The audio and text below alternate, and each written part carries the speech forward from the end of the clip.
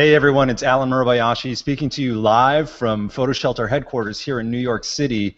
We have a very special episode of I Love Photography today, but before we get to that, you're probably watching us live on YouTube at youtube.com/PhotoShelter, or maybe you're checking out the podcast from iTunes by searching for I Love Photography. You can always hashtag us if you have comments or questions on Twitter with hashtag I Love Photo, and as always, I'm joined by my co-host, Sarah Jacobs. Hey Sarah, what's going on? Hey, Alan, how are you? So we had a situation this week where one of our peers at PhotoShelter said, you got to check out this guy who's taking photos in St. Louis with the Ferguson thing. And he said, okay, just send David Carson a note. And so we did that. Turns out David Carson was like the first guy on the scene taking photos of a lot of the stuff that was going on in Ferguson, which is a northern suburb of St. Louis. And we're so pleased to have David on the show today. David, welcome. Hi, thanks for having me. David's been a staff photographer at the Post-Dispatch since 2000, so many, many years knowing the area and knowing the beat. And I guess we should just start off by saying, what are the conditions like there today? I know that the Highway Patrol was called in to take over, and it seems like things have calmed down a lot. You know, so last night was the first night when there wasn't any real violence clashes between the police and the protesters. There was dramatically scaled down. The police officers on Wednesday were there in full riot gear and with armored vehicles, and they had sniper rifles pointed at the crowd. And compare that with Thursday, when the state police captain was out there in just his regular uniform, shaking people's hands and getting hugs and stuff. You know, it was interesting to see, because I think there was a series of events each side did to escalate the situation. You know, the protesters viewed the police's response with riot gear and sniper rifles to be excessive, and that would get them excited, which would cause them to escalate the situations in different ways. I mean, there was, and I should say that within the crowd there was an active debate between whether this was going to be a peaceful protest or whether this was going to be a more I don't want to call it violent. I guess there were people advocating for violence within the crowd. But there was an active debate about that, what sort of protest this was going to be. And so it was interesting to see that. And for the first few nights, the violence went out. The people advocating violence went out. And for last night, peace went out. Can you kind of give us a sense now? On the first night, there was the rioting and the looting, which sort of made headlines. And what was the situation like, and were you concerned for your safety as you were out there taking photos? Well, the first night was the day that the kid was shot, and he was a man. He was 18. First night, said it was sort of building and stuff. Gaming into the scene and stuff, but they weren't really having a negative reaction to the media at that point. And I should say that there have been some incidences of people lashing out at the media, but it hasn't been too bad. But that first night, the police came in, and the crowd was very upset.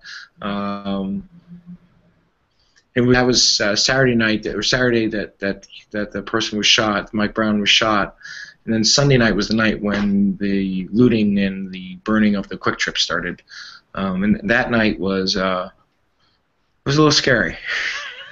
Yeah. I was watching the events unfold on Twitter. Actually, I wasn't working on Saturday or Sunday, and both days I ended up being pulled in because of events, and I knew that the crowd was excited from being out there on Saturday. And, they were feeling a lot of what had happened, and so I knew that there was this vigil at 8 o'clock on Sunday that I just kind of wanted to monitor, and I was kind of monitoring it via Twitter and looking at some of my fellow journalists on Twitter, and you could see it escalating. And one of the local NPR reporters put out something about protesters are picking up rocks and throwing bottles, and it's like, all right. And then I saw someone said something about tear gas being deployed, and I was like, that's it. I have to go in. And I went upstairs, and my wife was helping my daughter with a bath, and I said, listen, I gotta go. And I called my boss, got in the car, called my boss, and said, hey, I'm going out there. And he goes, yeah, great idea. And I stopped by the paper, and we have a closet full of bulletproof vests and helmets and stuff that we have left over from when we covered Afghanistan and Iraq. And I thought it would be wise to stop there and grab that stuff. So I grabbed that there, and proceeded to drive to the scene about 20 minutes away. And by the time at that time, the police have called in a lot of people, and the roads were all blocked down. So I had to kind of find a back route through it. And I knew that Quick Trip was where I wanted to be. And I parked about 3 blocks away, and I got out and I put on my cameras and my backpack and a bulletproof vest and a helmet and a gas mask, and I started walking towards the scene. And about 1 block into my walk, I was like, this is stupid. I don't need this helmet on. I don't need this. I actually took the helmet off at about 1 block in, and after I walked another block and I began to see the pro helmet back on, I think I might 100 yards away from the Quick Trip. I kind of circled out around in front of it, and it wasn't a super organized riot. I mean, there's people milling about, but there wasn't a lot of anger and yelling at this point or anything like that. But the store had clearly been looted, and had been thoroughly looted at this point. And I was making some pictures with a long lens from the scene, and I remember having a very clear conversation with myself. Well, you know where the picture is. You have to go inside the Quick Trip.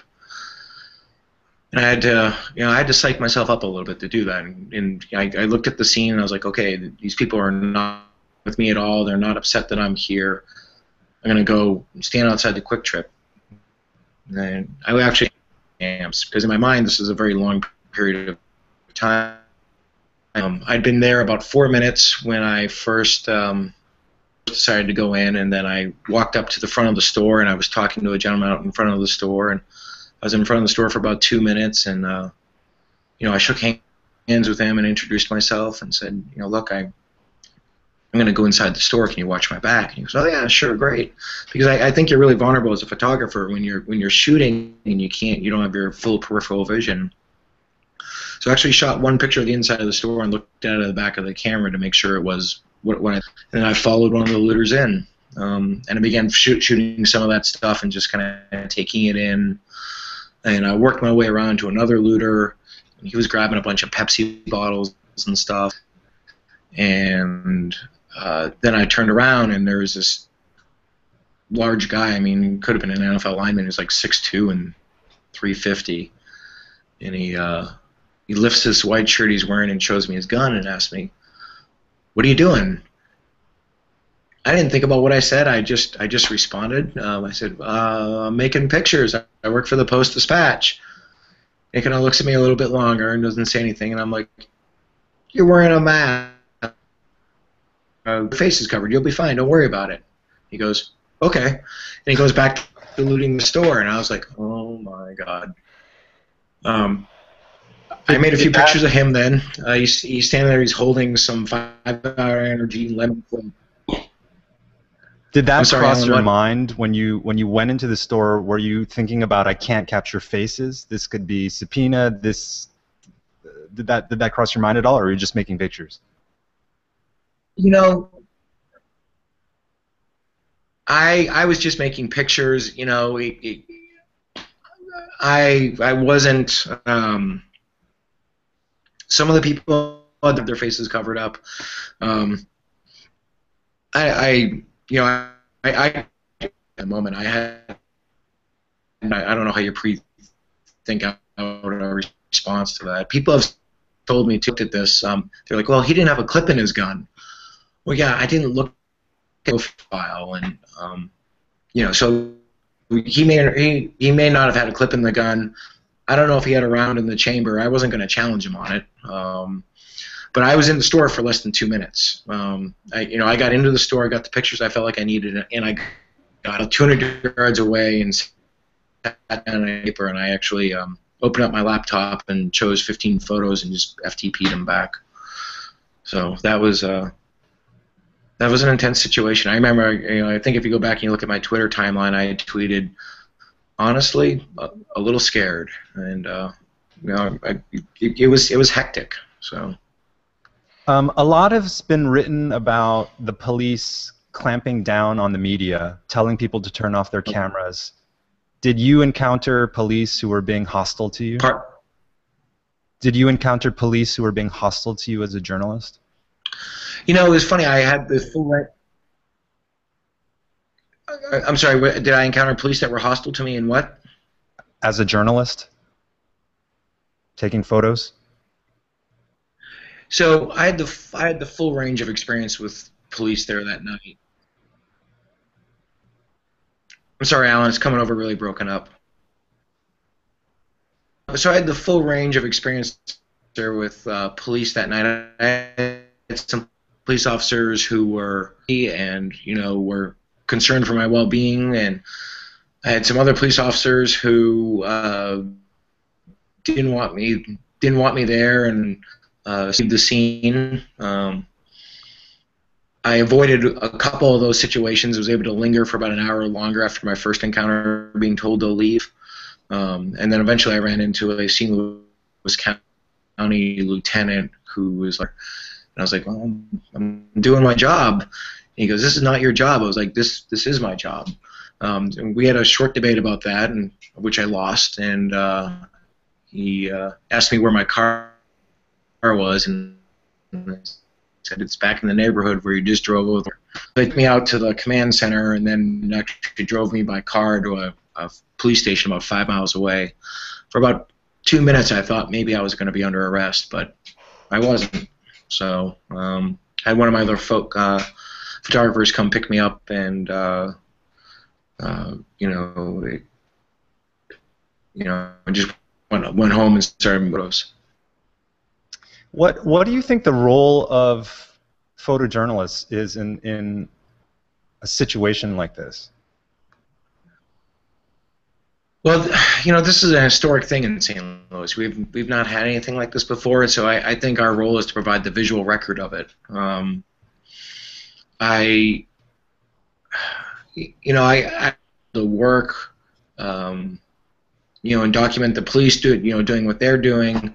I understand that they are concerned for my safety, but I've made a pretty conscious choice of showing up there and being there for that. One of the other things I was saying with this police lieutenant was, I said, look, I'm better than some of your guys here. I actually have a hard helmet on and I have a gas mask. About half your guys don't have either of that piece. I'm good. You don't have to worry about me. I will stay out of the way, and I will protect myself first. He didn't care about that. So, you're gonna lose. The cops, in reality, the cops have all the power in that, and you're gonna lose the debate with them 10 times out of 10. Is there any particular issue that you think the media hasn't done a good job in covering the situation in Ferguson?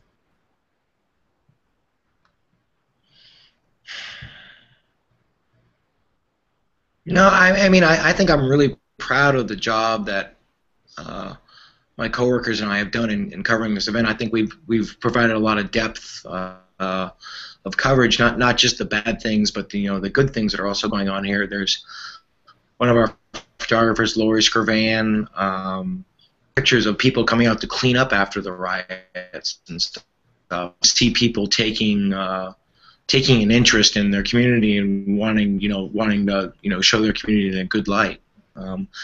So that was interesting. This is kind of maybe a touchy question. A lot had been said about the police showing up in full riot gear with the rifles, and how just the mere appearance of that militarization put people on edge. You, on the first night, decided to go to the locker and pull out the flak jacket and the helmet and roll in there in all of that gear. Did it cross your mind that you could also... I'm sorry, me on the first night I decided to wear... You were wearing the gear as well. Did you think that that would potentially escalate the relations with people? I'm sorry, Alan. It came across all garbled. Did you think that wearing riot gear would escalate the tension between the people you were coming in contact with? You know, that's a good question. I was concerned about that. It was clearly own protection. You know, you do look a little bit like a police officer. You stand out, but I was going to stand out in that crowd regardless. You know, I was going to have 2 cameras on me, and I was going to be a white guy. I saw 2 other white guys there that night. You know, any idea that I was going to blend into this crowd noticed is wrong. So, you know, wearing some protective equipment. When I really believe it was wise to wear that protective equipment, I had first set of pictures. I had gone back up and started making some pictures of the gathering police force, and I'd interviewed this pastor, and someone came running up the street saying there's it's like, oh, I should go get a picture of that too. And so I walked back down the street to the Quick Trip, and it was about 100 yards away from the Quick Trip. I didn't go in the Quick Trip this time. I didn't want to be in there when they were setting it on fire. But now, by this time, this is about an hour later after I'd made the first set of pictures, there was 2 very large groups of people that were standing 90 paces away from me. So I'm about 100 yards to the front door, or maybe a little less than that, to the front door of the Quick Trip.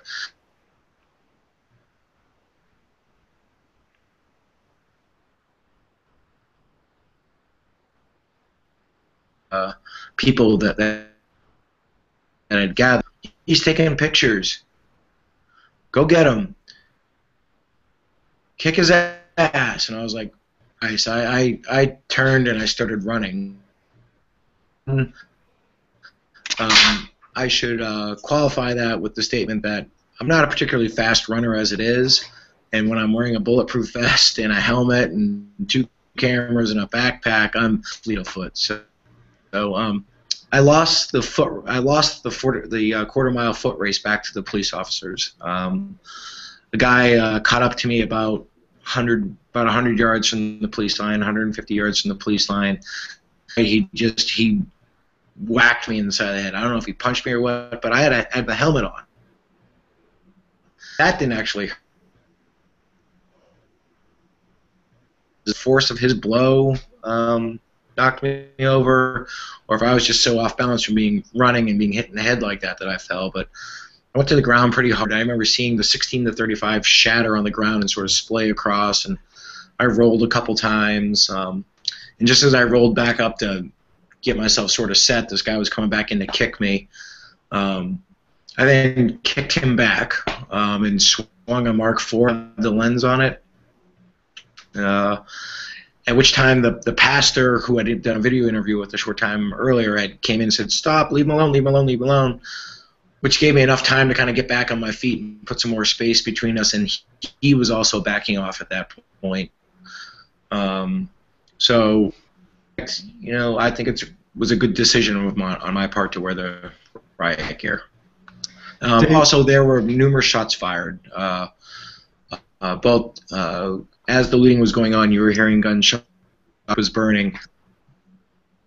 As later as the Quick Trip was burning, someone fired shots at it. They were within 50 yards when they fired at us. So again, I was glad I had every piece of protective equipment on that night. David, when you were debating going into the gas station, what was that conversation like in your head? What were you weighing?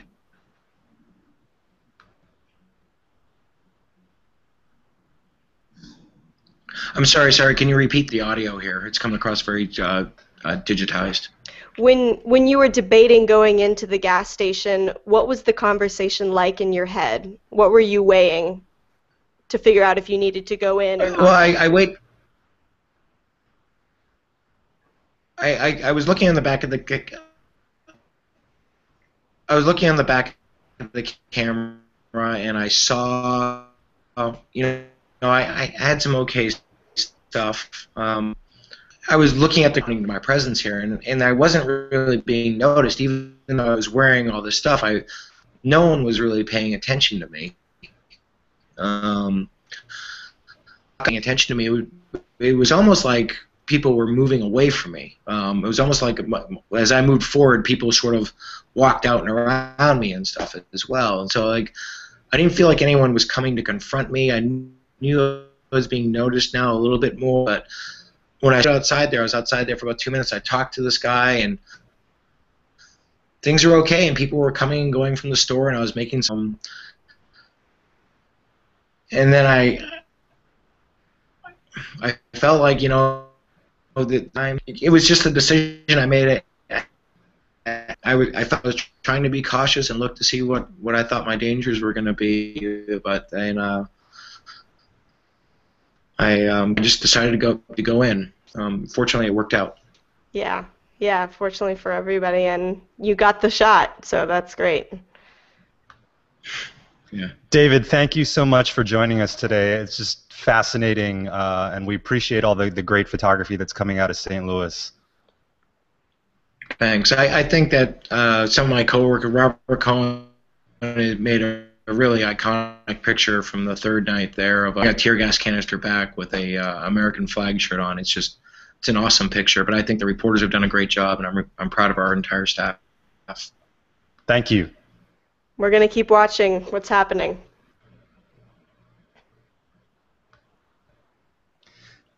That was David Carson over in St. Louis. You can follow him on Twitter at PDPJ. Some really, really great stuff coming over his Twitter feed.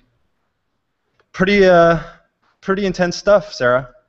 Yeah, absolutely. Lots to talk about. I know we were having a little audio difficulty there, but the story is pretty riveting, whatever the case may be. That was pretty amazing to hear it firsthand. Yeah. I just don't know how you roll into a Quickie Mart and decide that you want to go take pictures. It's just kind of crazy. I know his answer. He's just like, I was looking at the back of my camera. I had to go get a better shot. Basically, it's wild. So he was talking about what he considered to be sort of the iconic photo of the situation there in Ferguson. This is the photo here on the left. So it's a guy taking that tear gas canister with the American flag shirt, throwing it. I had initially thought that was a Molotov cocktail. I thought it was like a homemade bomb. It had been reported as that, but then got corrected. Yeah. So this is a situation on the Philadelphia Daily News about how they, over social media, on Twitter, they were indicating that they wanted the left to be the cover for the next day. And when people saw that, they started saying, "Are you sure you want to run that?" Implication being that it sort of put the onus of the violence on the protesters. And there was some really, really interesting comments because there was a back and forth between the editor and some of the people who were commenting on Twitter. And the editor said, "Well, listen, when you open up the story and you read it, we're actually very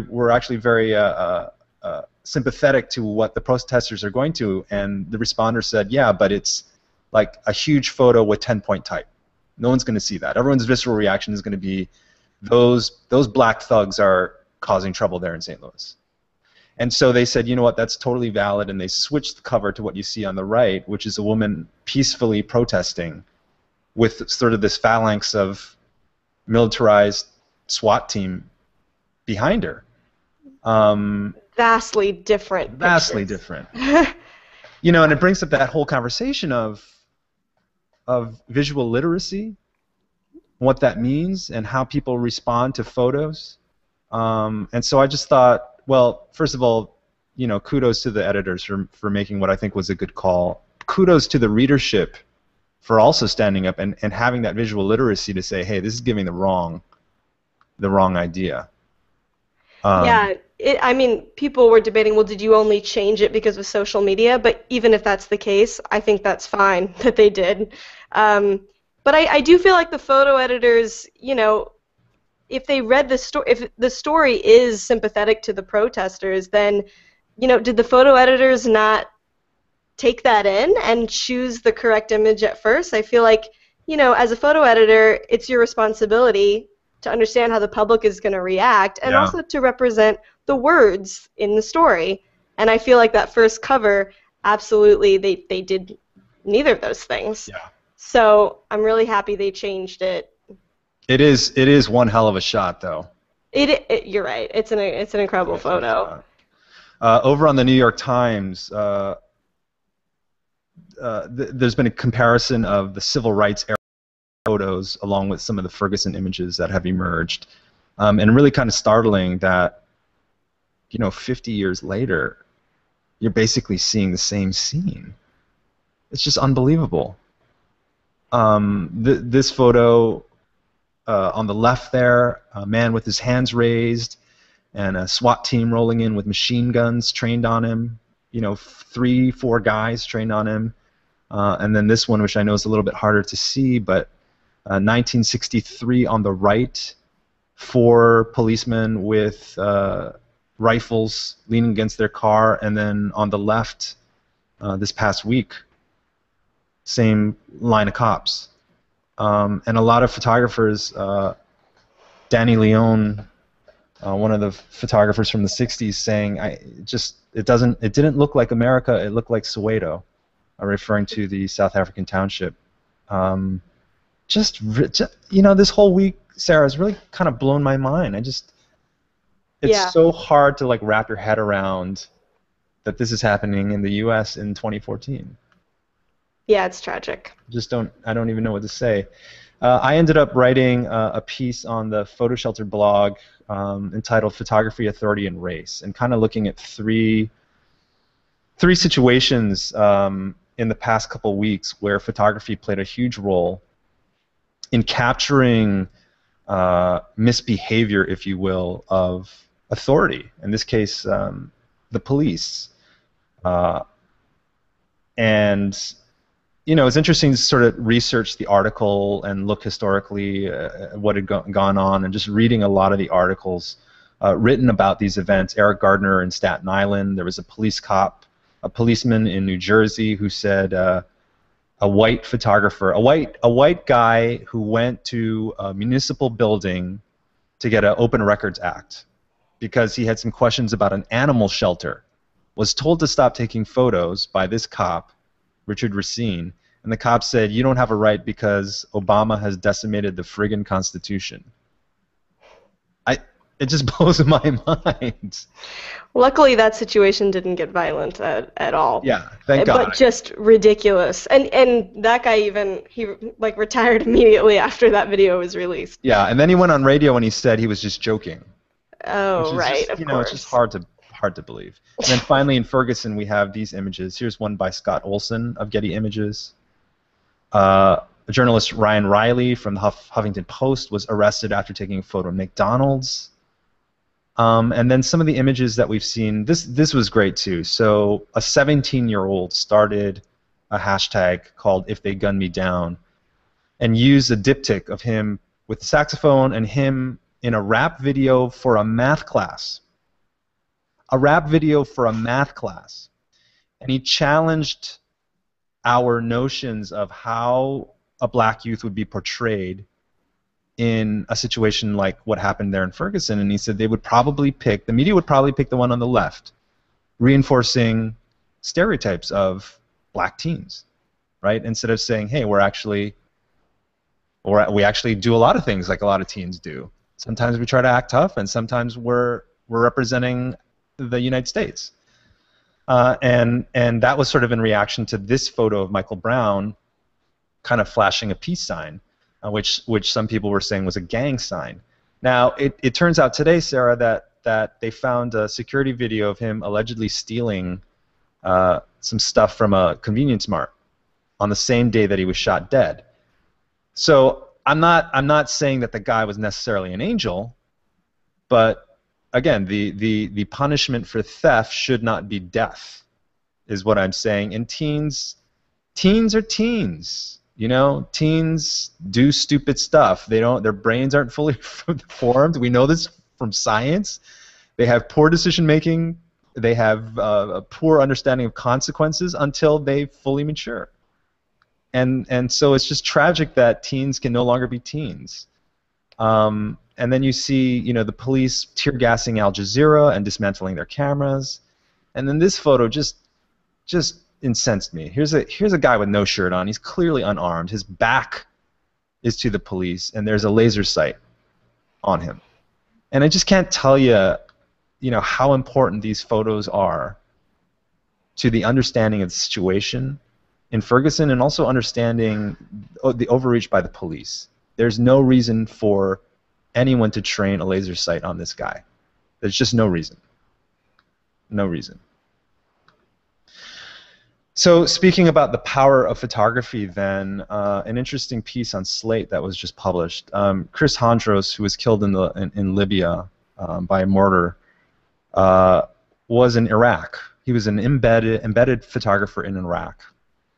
And he was at a checkpoint, and at that checkpoint the soldiers fired on a car, killing the mom and dad, and in the back they found traumatized kids. And the girl was pulled out of the car in hysterics, and Chris took this photo. And this is a photo that I talk about a lot, because when I saw Chris speak at the Eddie Adams workshop, probably about 5 or 6 years ago, he showed the sequence of images that got to this image. And nothing before this image was particularly great. And then you got to this image and you're like, oh my God. And this was a very widely circulated and award-winning photo. And this piece on Slate talks about how Paul Wolfowitz, who was the Deputy Secretary of Defense, I might be butchering his title, actually saw this photo and talked to Chris about the photo. And as a result of that photo, the rules regarding engagement at checkpoints was changed. So it's interesting, you know, it's not the newspaper age anymore. It is the Twitter age, the digital age, the Instagram age, and we're inundated by so many photos. But it's good to see that photos can still spur a discussion and in some cases change policy. Changed policy as in it was more regulated, or how? It was more regulated. So the rules of engagement got more strict for soldiers not being able to just randomly fire into a car. Right. Okay.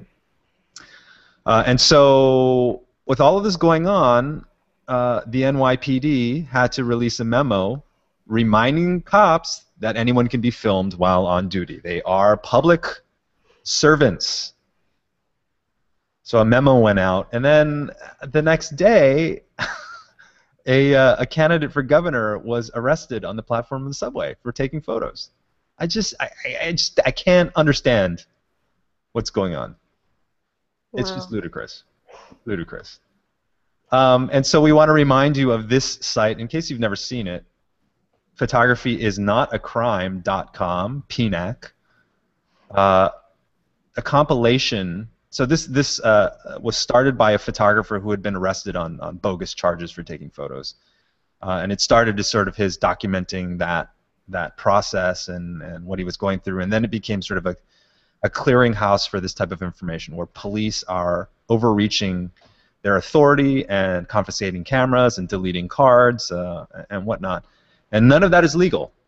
It's against federal laws to confiscate a camera when someone is taking a photo in a public space or taking photos of police officers or soldiers, etc., in a public space. So that's a great resource. And I think that's all we're going to talk about for Ferguson and police overreach. I mean, it's just a huge conversation, Sarah. I feel a little bit passionate about it. I know. Well, another thing happened this week, which was pretty tragic. The actor, comedian Robin Williams passed away. Killed himself, hung himself, and then yesterday it was revealed that he had early onset Parkinson's. Was sober. You know, there's speculation that maybe he fell off the wagon and started doing drugs and alcohol again. And his wife says no, he was sober. He was just diagnosed with Parkinson's, and I think that kind of weighed heavily on his mind. Obviously, if you've been anywhere near social media or mass media, you've seen all the tributes come in to Robin Williams. This was an interesting one. G.J. McCarthy, who's a photographer at the Dallas News, put together a tribute to Robin Williams as seen by press glossies. So whenever a movie comes out, they have all of the behind-the-scenes photos. And he decided to put together a little gallery of these images to kind of show Robin's career through these movies, these movie stills. And it's weird to see how young he was and how, you know, all these amazing actors that he worked with. Just a really, really nice tribute, I thought. There have been some wonderful photos. The cover of Time has got a wonderful photo of Robin Williams. But this was a nice, poignant way to kind of show him doing what he loved. And throughout the years in some of these iconic movies that we've seen. And not all of the movies were good. But, you know, Sarah, I shed a couple tears. Oh, yeah. I went home and watched Mrs. Doubtfire. Yep. Immediately. So, yeah. You know, this is a guy whose filmography and resume literally covered like 4 decades. So it doesn't really matter. Like if you were born anywhere from probably like 1930 on, you've probably seen Robin Williams act in some form or fashion. Yeah, he touched so many different generations. I mean, I'm looking through these and I don't even recognize all the movies he was in. Yeah. Interesting to see that stuff. Another guy, man, there's just so much going on. You might remember this guy, Edward Snowden, who released a trove of national security secrets, hailed by some as being the ultimate whistleblower, hailed by others as being a traitor. He's holed up in Russia, and Wired magazine hired Platon, who's a great portraitist, to go photograph Snowden. Which is just interesting to see because Platon had formerly photographed Putin in Russia, and he tells a story about how nervous he was, and he had to show up, you know, like 6 hours early. And so now you see Snowden grasping the flag, which is weird because Platon did a photo of Pam Anderson covering herself with a flag, and then I think back to the Putin image, and then you get this weird amalgamation into this one image, and it's just kind of strange to see. I wonder where he shot these, like where he put him. You know, like you know, it's not like he had a studio there or anything, and where he's hiding. Exactly. Where is he hiding? Where is he hiding? It's just so interesting to see all of this stuff. Let's shift gears into something slightly happier. I don't know that this is happier, but it was funny. Dan Havlick, who is now the editor of Shutterbug magazine, published this little piece, and it's a YouTube video. You should check it out. All the links, by the way, are available on our blog, blog.photoshelter.com. This little girl deleted a photo accidentally off of her digital camera. And it's like her whole world ended. Yeah. She's pretty upset that a photo of some guy named Uncle Dave was deleted. And her dad is asking her to explain what it means, and she says it's gone forever, which I thought was actually pretty prescient for a 4-year-old, because usually I think at 4 you don't really understand the concept of death, but I guess you understand the concept of deletion. Deletion. For some reason, it's more tangible to you. Right. She's probably been playing with iPads since she was 2. Exactly. Isn't that funny? Yeah. So she's pleading with Uncle Dave to please send her another photo, and it's just kind of a heartwarming photo. Although, you know, my only complaint about it is clearly she had deleted the photo, and then the dad turned the camera on and basically put her through the whole emotional gamut again. to relive the moments of deletion. Oh no, Uncle Dave, send her the photo soon. Yeah, Uncle Dave, please. Kim Kardashian, whatever you want to say about Kim Kardashian, you can't deny that she is a brilliant self-promoter. Absolutely. So, Sarah, I don't know if you know, but she has also an app, a game app. Yes. Kim Kardashian app. And some analysts have speculated that app, which is sort of taken over Candy Crush and Candy Saga and all these other like app games, could generate $200 million a year. Kim Kardashian, who's famous for nothing. Well, at any rate, that's her talent, is being famous for nothing. Yeah. Now she's Mrs. Kanye West. She's still Kim Kardashian, and to prove that, here is a book, 352 pages of selfies called Selfish, which I think is a brilliant title. Now, I don't know if she's the one that came up with it, but there's a play on words there. You know, like selfie being like selfie-ish, but also selfish because it's all selfies of her. I just thought it was incredibly witty, and I love a good pun. But this is available for pre-order. Hats off to Kim. I think this is a great idea, and you know every other pop star is like, why didn't I think of that? Yeah, I'm sure Bieber is fuming right now. Oh gosh, you know he is. So anyway, maybe I'll order it, or maybe I'll just follow her on Instagram and save the $20. Yeah, that might be smart. In sadder selfie news, a Polish couple fell off a cliff and died while taking selfies. This is unbelievable. They both fell. They both fell. And I've mentioned this before, Sarah, which is like people crossing the street or walking on the sidewalk. Obviously, a lot of people walk in New York. And the number of people I see, myself included, who are so oblivious the moment they look at the phone. It's like you lose all peripheral vision, you lose all sense of where you are in the world. And so it's not surprising that given the number of selfies that are taken every day, that somebody fell off a cliff. I mean, it sounds ridiculous to say that, but you got to be careful when you're using your phone. I know. I mean, there's so many campaigns against texting and driving. Yeah. But gosh, do we need awareness campaigns for texting and just being out in the world? Or I think selfies on a cliff might need its own PSA. Well, clearly it might. This is tragic. I mean, and also, Vines, it freaks me out how many Vines are made while people are driving in their car. Oh gosh. You know? Something's going to happen. Yeah, that's even more dangerous than walking and texting. We say it almost every week, but it's like you can't go by in a week without having some news item about a selfie. No, it's true. And this is the first one where it's been death. So let's go back to happy selfies, guys. Okay, yeah. This isn't about selfies. This is about self-portraits. I came across this work by Jen Davis, who is a Yale MFA graduate on Flack Photo, which is a great resource.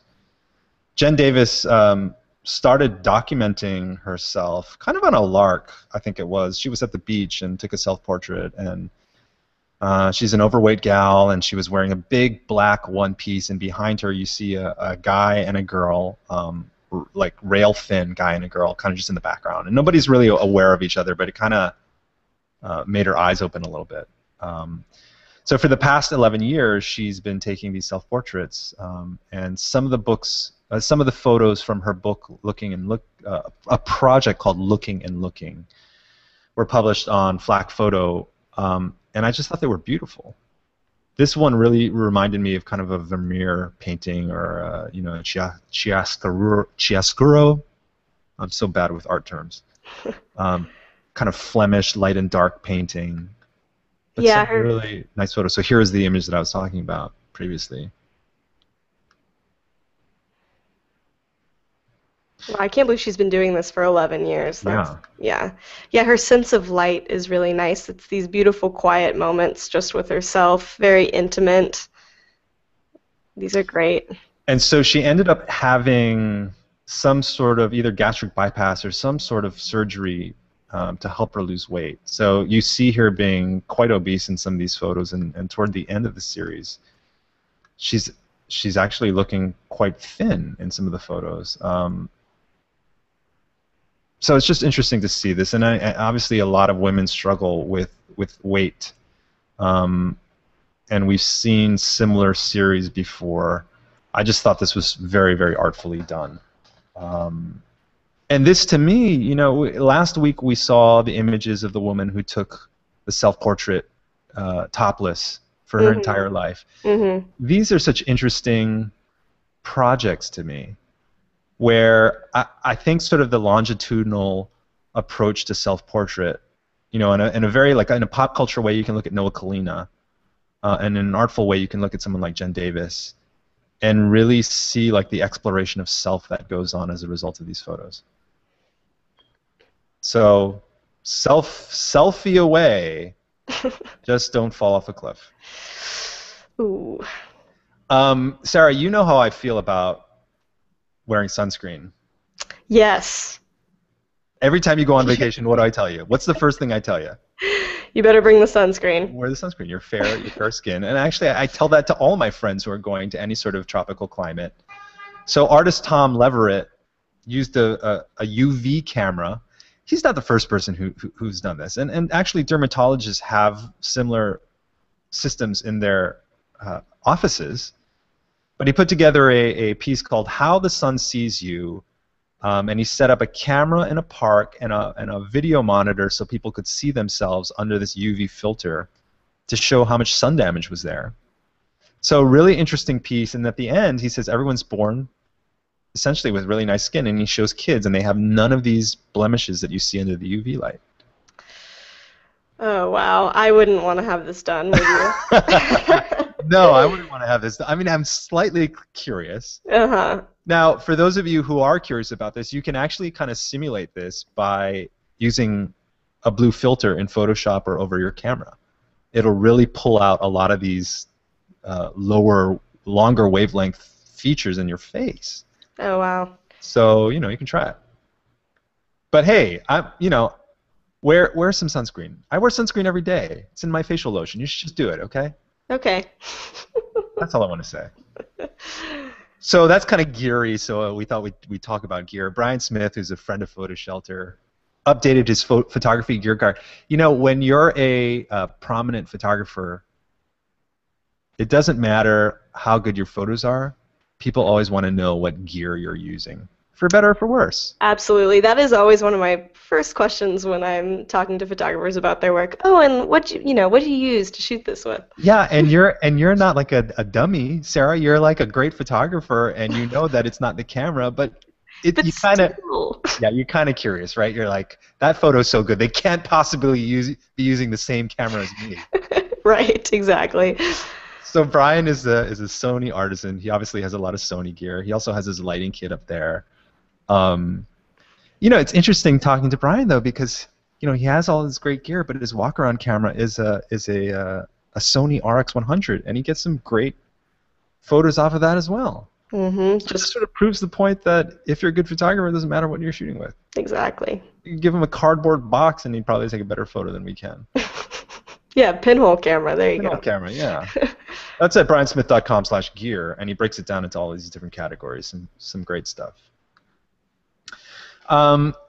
With all of this stuff going on between Ferguson and the police and all this kind of stuff, we kind of lost track of Gaza. I mean, in part because there's been off and on ceasefires that have been happening. But here's some amazing photography from Marco Longari in Gaza on the Italian Post. And, you know, I was going through this stuff. It's hard to understand the amount of destruction that's going on. I've never been to Gaza. I've been to Israel before. I've never been to Gaza. I've been to St. Louis. I've never been to Ferguson. You know, you see some of these photos, and you can't tell whether it's a block or 2 blocks or 3 blocks. In this case, you can tell that there's a lot of destruction in Gaza.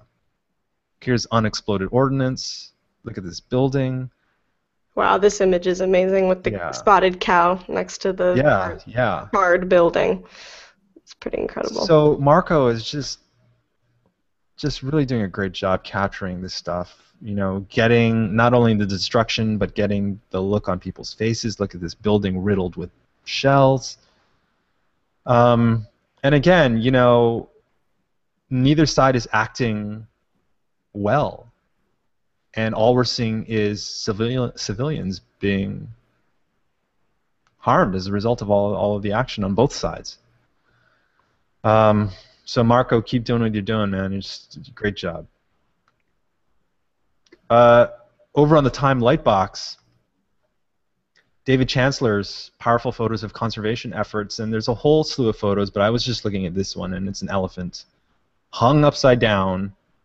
Elephants killed for their tusks by poachers because ivory, African ivory, is banned in many, many countries. But it's just crazy to see an image of this like huge animal just dead and lifted by its feet on a crane. It almost looks like a lynching photo in some ways. Since we're on the civil rights theme, that's what it looks like to me. Yeah, it's interesting. You know, I'm glad David's capturing this. Same with Amy Vitale has also been working on a similar project, you know, where she's raised funds to document the poaching that's going on also in Kenya. So I'm glad that there's multiple eyes on this. It's really sad. Photography continues to play a huge role, and there's a lot of photography to look at, but I think that there's photography for every little niche, which is great. Hopefully it'll open people's wallets up. I mean, we've seen that with the ice bucket challenge. You know, these visual things help people raise awareness. I'm a huge fan of Tavi, Gevinson, the Style Rookie, Rookie.com. Oh yeah. For those of you who don't know Tavi, she was a 13-year-old fashion blogger who blew up and was invited to all these shows, but turns out Tavi is a very, very articulate, intelligent young lady who also has done acting for a long time, and so now she's starting to appear in theater, and she was in a movie. And here is a little piece in New York Mag shot by Martin Scheller. We love Martin Scheller. We do. So him and Tavi together. Yeah, it's like, look at this. She looks incredible. She looks incredible. Now, the one piece, and this is lovely, you rarely see her smile, so I thought this was a great photo. But this photo was the one that sort of made me say, oh, this is interesting, because Martin Scheller is known for the Kino Flow lighting pattern, where these 4-foot-long fluorescent Kino Flows give people the cat eye look. Where they almost are going to cry because it's so painfully bright. Oh, yeah, and so bright. I rented some Kino Flows just to see what it was like. It's so bright in your eyes. But here's a case where he's actually using a beauty dish and a reflector. That's what I think I'm seeing in her eyes. Yeah. He toned it down a little bit. He toned it down. It's a much softer, nicer photo, if you will. Yeah. So I don't know if it was just because it's Tavi or he's changing up the style. Yeah, it'll be interesting to see what his future portraits are like. I kind of hope that he's not changing it up. Yeah, because that's kind of his thing. He owns that. That's his thing, exactly. Maybe it was just with Tavi. Also, I mean, personally, I love Tavi. I wish that Style Rookie had existed when I was a teen. Yeah. Her blog, because she's just so real. She keeps it real. She keeps it real. You know, it's teenagers writing for teenagers. It's not like, 17 magazine where it's these 30-year-olds. Yeah. Hey, I'm cool. I'm hip. Yeah, exactly. So she's going to do big things here in New York. Yeah, we look forward to it. That's my secret girl crush. Yes. Tavi. Mine too. We're ending today on I wouldn't necessarily say it's a happy note, but in some ways it's happy. I have always held sort of mixed feelings for Humans of New York. And I think in part because I never thought the photos were that good. Yeah. Brandon, God bless Brandon, he goes out there every day and he takes photos and he gets these stories and he posts them on the blog, and his Facebook's got almost 9 million followers, which is more than the population of New York, incidentally. New York City, rather. But as a result of all of that, he's been hired for different gigs, and the UN has him flying out on world tour, or at least part of their UN world tour, and he's in Iraq, or he was in Iraq in this past week. And I gained some respect for the guy. I gotta be honest, because what I realized is he's a great storyteller, and the stories, even if they're highly edited, which we know they are, because Peter Balderson from our office was in Honey, and he's like, that's not what I said. Yeah. Right? Yeah, we have first-hand account. We have a first-hand account that he alters context through the editing of the interview.